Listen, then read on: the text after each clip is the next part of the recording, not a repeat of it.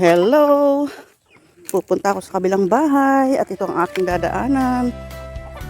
Medyo tuyo-tuyo na konti. Putik pa nga eh. Kaya lang pwede nang daanan.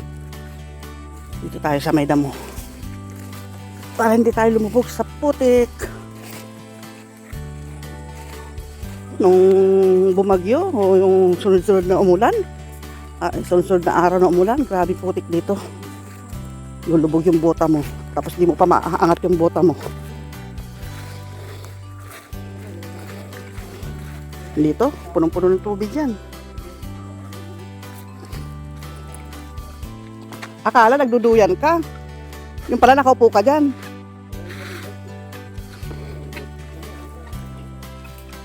Ano yun? Grout?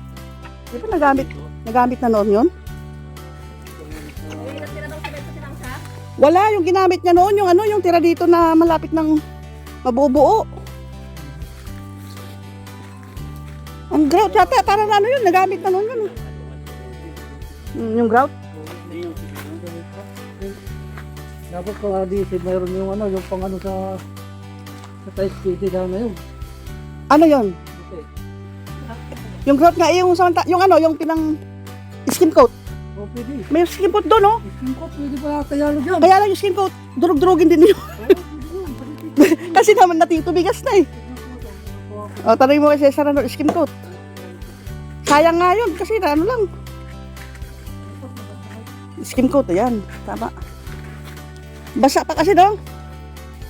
Basa dahil ano. Hindi, tuyo na yun. Natuyo na ba? Ayaw lang sumindi.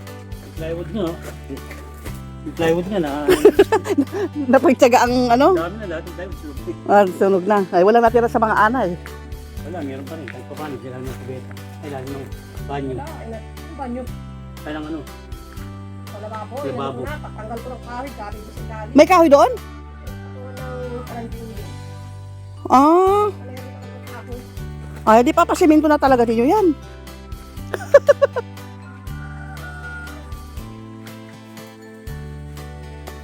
Maganda nga yan. Nandito kayo para laging nalilinisan.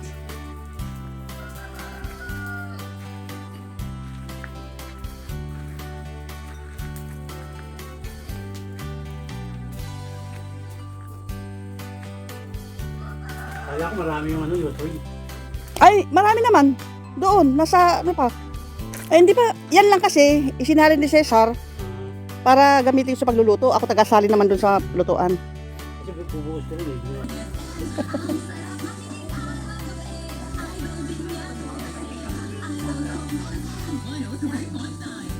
Yung